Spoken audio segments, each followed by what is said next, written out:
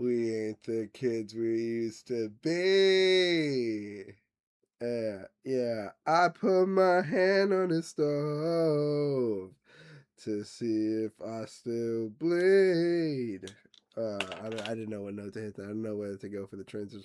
Yo, what's up and welcome back. Yes, back to Angels Reaches Always. I'm Angel, and today it's Film Friday, baby. Now, I recently saw um, Toy Story 5 with a friend of mine, and I think I got sick that day because it was raining like a little bit, and we were outside walking and like eating and just talking and stuff like that. And although it wasn't like any heavy rain or anything like that, I think I probably got like pause on, I got sprinkled on. That's crazy. But like it was just like a light sprinkle of rain, not even like a drizzle, honestly. Like it was like a little bit of drops here and there. And oh my gosh, man, it's just awful. And so like I think I got a little bit sick from there. So the last couple days I've just been chilling at home, like just playing video games and listening to music on my own, re-listening to like a bunch of artists and stuff like that, and it's really dope. But when I did go out with my friend, we went to go see Toy Story 5, and I had not seen Toy Story 4, and I really don't recall Toy Stories 1 through 3. I think I recall Toy Story 3 the most because of Lotso and his plot line, and like the Sunnyside Academy and everything like that, introducing Bonnie and stuff. And I was like, oh dang, like that's like really interesting. And that's what I remember the most. Again, not again because I said it in a previous take, but I remember watching Toy Story 1 and 2 in elementary school in the auditorium during recess. Now, whenever in my public school and middle school to an extent, whenever we couldn't go outside for recess, they would still want us to like have like fun, I guess. So instead, we went inside the auditorium. They'd throw down the projector, and then we'd all sit in the seats while like a movie was played, and that was anything from Lion King to Toy Story to probably like Mulan or something like that. Like I remember a ton of those movies being watched, or like Meet the Robinsons and stuff. Like a ton of those movies being watched then, and I kind of had a resentment for them. So I'm like, I'm a bit biased because like I remember just being like, I just don't want to be seated here. Like I would rather be outside, like playing kickball or like talking to my friends or like moving around. Like I really, I don't know. I was just like, I don't want to be seated here just like watching movies. So I kind of had a bit of resentment for movies, kind of like Toy Story 1 and 2. But like at the end, I think I still like appreciated them and liked them as movies. I don't think I had really anything against them other than like watching them when I should have been like outside. But I mean, it was raining and I would have gotten sick. It comes full circle because I'm sick as shit right now. You could probably hear it in the voice. You can hear it in the voice. Shout out Drake, man. No, shout out Drake. But you can hear in the voice I'm a little bit sick right now, but again I think I got sick the day me and my homie went to go see Toy Story 5. Now again, I do not recall Toy Story 1 through 3 that much, and I did not watch Toy Story 4. My friend told me there wasn't that much that I needed to know, other than I guess spoiler alert here, but that Woody is no longer like being like a toy like for like kids. He's like out in the world in the streets like helping toys and stuff like that, like as a sheriff. And that like Buzz, Jesse, and like the rest of the gang, like including like Forky and like a bunch of new like characters are like Bonnie's toys now. And this movie actually tackles technology, and I thought it was gonna be like in a pretty uh I thought it was going to be a pretty hard feat because like I was like, yeah, they're probably going to be like technology turns the kids into zombies and stuff like that, like nothing insane that we haven't seen before. But this movie was actually a tearjerker, and surprisingly included a lot of emotional moments, and the relationships between the characters were I mean phenomenal. I think that this movie had I was gonna say two sort of plots, like an A plot and a B like subplot, but my homie kind of described to me that like it is more like a three plot situation, because I was sort of thinking of all the toys and uh, all of Bonnie's toys as one plot line, but they sort of get divided into two plot lines of Buzz and Woody taking care of the home base, and then Jesse and uh, Bolt. Oh, Bullseye. No, I was gonna say Bull. Oh my god. I get like there's a bunch of new characters that get introduced and stuff like that that are like closer to technology that are like sort of steps in between a tablet, which is like the main villain of the movie is like this leapfrog, this lily pad tablet that they have that Bonnie gets that ends up sucking up all her attention and takes her away from other the like physical toys. And so yeah, but there's a lot of characters that get introduced. So the Jesse and Bullseye plot line ends up being the B plot, or I mean, kind of the A plot, depending on how you want to look at it. But then the C plot, the like plot that is separate to those, are I kind of missed it at the beginning, honestly, because my fault. I went to the wrong movie theater because I'm always faded as a hoe. No, I genuinely I'm used to going to the same theater every time, essentially. And when my friend and I like made plans, I forgot that I had put it. I had set plans for a different location, a different Regal theater, and so I actually got there pretty early. And I was like messaging him. I'm like, "Hey, I'm early," and then when I went to go scan and go inside, I ended up like not being able to go, and they were like, "Oh yeah, sorry, dude, you're at the wrong location." I was like, "Oh man!" So I had 20 minutes to get there, and so I rushed on a bus, and I finally got there. So I missed the first, I think, 5 or 10 or so minutes of the movie. Ooh, sorry, I missed like the first 5 or so minutes of the movie, and my friend described it to me. He said basically, I missed the scene where they're setting up the C plot, which is Buzz, and like his side plot is like a bunch of newer Buzz Lightyears sort of get released, and I guess a shipment gets like messed up or lost, and they get washed up on an island, and so they sort of all group up, all like 90 of them or something like that. I don't know, it's like an insane amount of buzzes. They're like they've got like a newer version of technology in them and stuff like that, that you find out sort of at the end that they're compatible, or like technology compatible to like the Leapfrog as well. They've got a QR code at the back of them they can scan to activate them and stuff like that. So it's like a fun nod to like toys getting upgraded and stuff like that. I think that that's super sick. That's a, like, I don't know. I wouldn't say attention to detail is the right word, but just like the idea of like these toys like still living and getting like upgraded, and like it's like a real thing that happens. I remember getting toys and stuff when I was like 9 and like 10, and being like, oh, there's an upgraded version of this toy that I would have preferred, or like, oh, I got the upgraded version of this because like there's this other version that doesn't have the lights, or that doesn't like get the swords out, or you know what I mean. And so it was really fun to be like, oh, like they're adapting with technology and stuff, activating them and stuff. Like I was like, oh, that's fun. Like that's a like light introduction to technology that isn't. Again, I thought that they could have pigeonholed themselves entirely with the technology in this movie and made it like, oh, the kids are just zombies. They don't pay attention to the toys. How will they like solve that? And it sort of it went into that territory, but without making it sort of corny or cliche, because like Bonnie still at heart was a kid, and then I think they added a fantastic angle, even with like the bullying and stuff, like with the other kids being like sort of sucked into that world and her feeling peer pressured, at least socially. How else would you get peer pressured if not socially? What are you talking about? I mean, I don't know. I don't know. I'm keeping it open for like other specific terms. Whatever. I think that that like extra element with Bonnie dealing with social pressures and bullying, and like not truly being true to herself, even when she's confronted with Blaze the first time. Blaze, a character that is introduced, that is another another another sort of Bonnie, Andy, like Jesse's original owner, Emily, who actually makes an appearance later in the movie, not technically, but like sort of a cameo, a reference to her, if you will. I was gonna say innuendo. I feel like that's not the right word at all, but maybe it is. You know what? That's a good transition. But hold up. The C plot of the movie is Buzz trying all the Buzz figures, the newer ones that get upgraded, trying to come together to go to their Starship Command, or like go to their main mission, which is like either destroy Zurg, if I'm not mistaken, or just like get their Starship Commander and get like a mission from them. And so that's super cute, because in the end Buzz comes to them, and like their resolve is like he tells them all like, listen, you have to be toys, like that's your mission. Starship Commander said that herself, like that's your Starship Commander, Deputy Jesse. And then that was a nice sort of tie into Buzz and like Jesse having a great relationship as well in this movie. All the relationships in this movie are fantastic, but Yeah, I was gonna talk about innuendos. I really love that there's adult jokes in this movie. I'm sure if I rewatch one and two, I say rewatch even though like I didn't super watch them. If I rewatch the third one, if I see the fourth one, I'm sure that there's gonna be adult jokes sprinkled in there.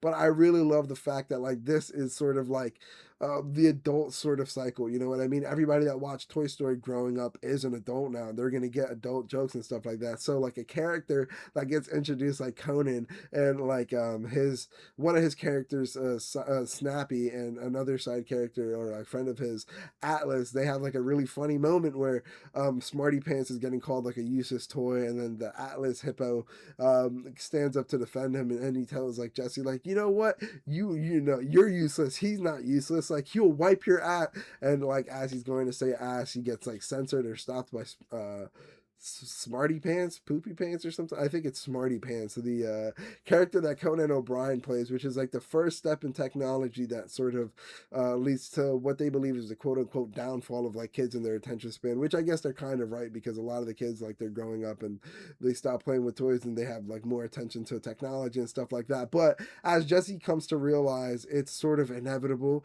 And if it's not technology, it's going to be friends. If it's not going to be friends, it's going to be music. If it's not going to be music, it's going to be other interests and hobbies. And it's not specifically technology that's like the bad thing because like what I kind of also really love throughout the movie is that they sort of have like a it's gonna sound messed up, but they sort of have like a xenophobic attitude towards technology, specifically Jesse.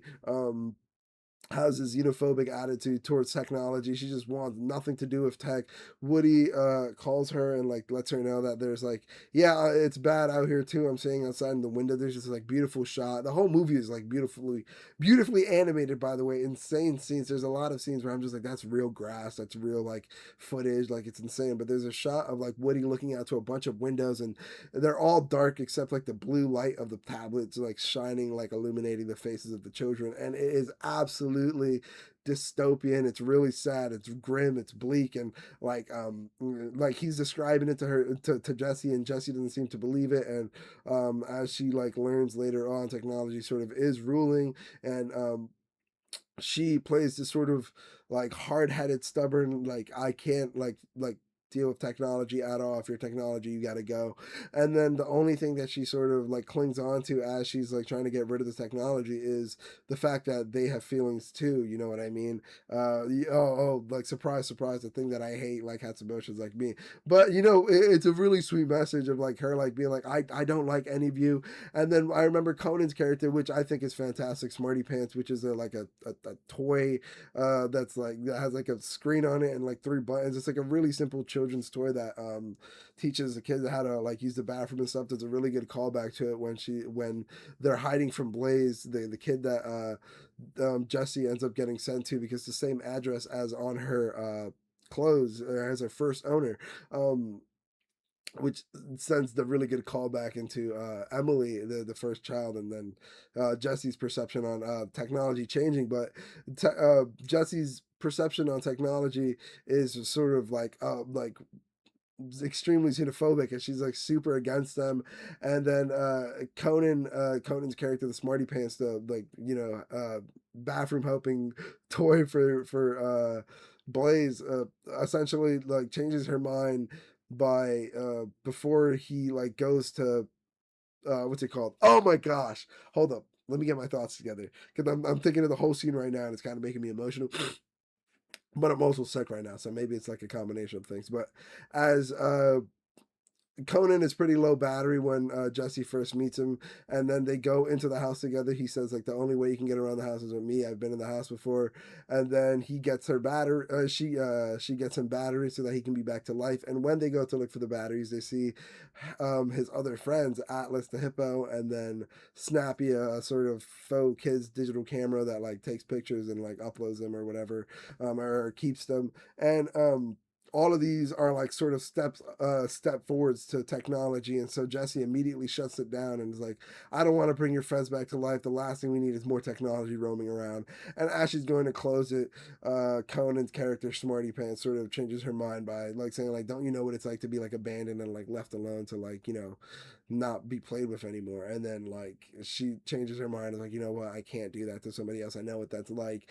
And then as the movie goes on, she understands that like again, the growing up is gonna happen whether it's gonna be through technology or some other passion or hobby or some other aspect of the child's life because the child can't be a child forever. And she learns that. She ultimately comes to truly understand that when um, uh, Bonnie is going to get her toys back from, specifically Jesse and Bullseye. And Bonnie is going to get her toys back from Blaze, this new character that is very, again, similar to Emily, similar to Andy, similar to Bonnie, where very vivid imagination, very playful, very like people person, very social and like creative and just can't be held down, very brutally honest, like authentically themselves. Very, very great for playing with kids, playing with toys and like, you know, being imaginative and making the toys feel like they've got purpose, a sense of purpose that they need to fulfill. You know what I mean? Like anybody has purpose. And so Blaze gets introduced and like Bonnie is trying to get her toys back, but then this is towards the end of the movie. Bonnie is trying to get her toys back from Blaze, but then she's getting sort of bullied by her friends because they all get this message that like she's looking for her toys and she can't believe like that they're making fun of her for that. She doesn't want to play with toys anymore because she feels like she's like a kid and she doesn't want to be a kid, I guess, in the eyes of her peers and stuff like that. It's pretty brutal. And so Jesse sort of gets neglected like sort of face to face. She can't sort of believe that Bonnie doesn't want to play with toys anymore. She feels like technology is ruining it, but then she learns like it's sort of just like she doesn't want her anymore. So she goes out to where what's it called? There's a really sort of weird uh, uh, nod to like a suicide scene where she like jumps out of a window. She's like, "It's not you guys, it's me. Like I'm just not useful anymore." She jumps out of a window, but it was sort of implied beforehand that she was going to jump on a horse and ride out to where Emily and her used to play all the time. This tree with like a rope on it, with a tire spring on it rather, tied to it with rope, and she goes out there and in the sand, Bullseye goes to chase her along with Buzz and the other toys, and it's this like sort of cathartic moment where it's like all comes together and they all realize that they have purpose and stuff. But as she goes out there to where they used to play, she sees a lunchbox, or like a yeah, I think it's like a lunchbox time capsule sort of thing buried out there. She gets the horse to dig it up, and it's Emily as an adult leaving like a bunch of stuff and letters and like notes and stuff like that, pictures of like when she was a child and pictures of her daughter, and she actually ended up naming her daughter Jessie. And it was such an emotional, tear-jerking moment where I was like, "Oh, that's really sweet." And then Jessie comes to realize she's like, "You know what? Even though we might not be like a permanent part of their lives, maybe we can be an impactful part of their lives." And it becomes like a really sweet moment where you sort of realize like friendship and just like relationships with people in general, and like the way that you go about life, like day to day, should just be like you. Everybody like wants to be important and matters, and like everyone has people that care about them, and everyone has like, you know, their place and their purpose. Although like sometimes that might seem fuzzy, or the, you know, it might sort of be going one way or another way. It's just like a really heartfelt message about like being true to yourself and trusting that like the decisions you make and the people that care about you and are around you like are going to lead to get or better moments. You know what I mean? Like I don't know. It was just such a sweet moment. I don't think like it was such a sweet movie. I mean, like the whole thing from top to bottom, especially like the voice acting and the animation. I thought the animation was again brilliant, brilliant, brilliant. There's like a scene in the beginning where Jesse and Bullseye are trying to sneak into like a another house or something like that, or yeah, they're trying to sneak into another house to learn about technology, and they are in the back and they hear like other toys, and the other toys are excited and they think they're gonna get playtime and stuff like that, and like just the grass and like the lighting on it. There's a lot of times like even like in the nighttime in closets where the toys are hiding and stuff,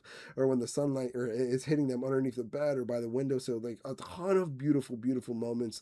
Like I can't believe like how much like Disney has kept that up. I'm sure if I go back as well to Disney, I mean to Toy Story 1 and 2, like it's beautifully animated as well. Like I can't believe they've held up this great, but like it only gets better, honestly. It's fantastic. I think it's phenomenal. And again, the voice acting was insane. I do think like um Tom Hanks is okay.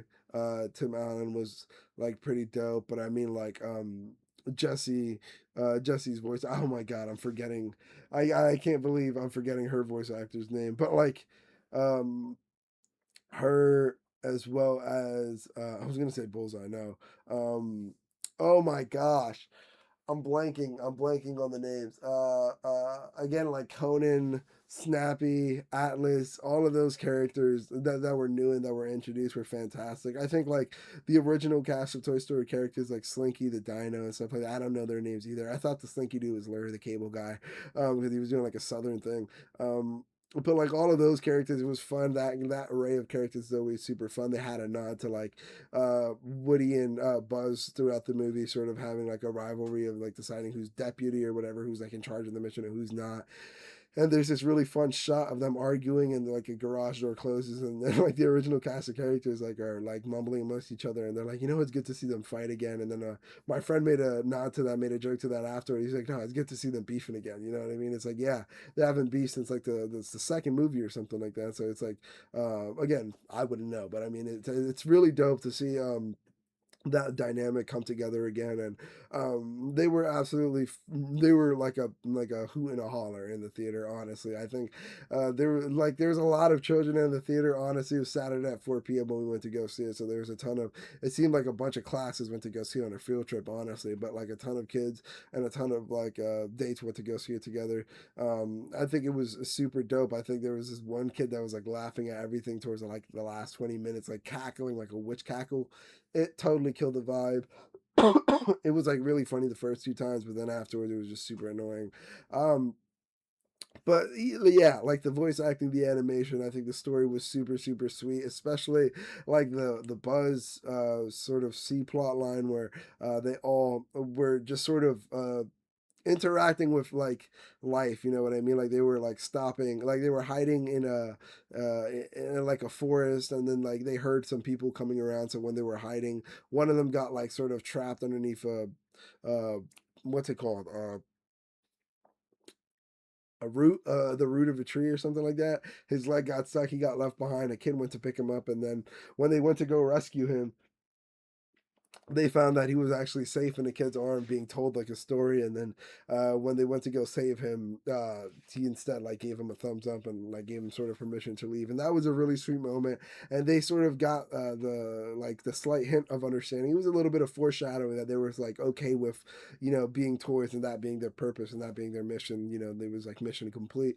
And I think that perfectly sets up for the ending where they all just sort of fly out. And the ending scene, the extra, like after the credits, the scene where they all sort of are flying down and each kid gets a Buzz, and you see Zurg at the end. It's like, oh, we meet again, Buzz.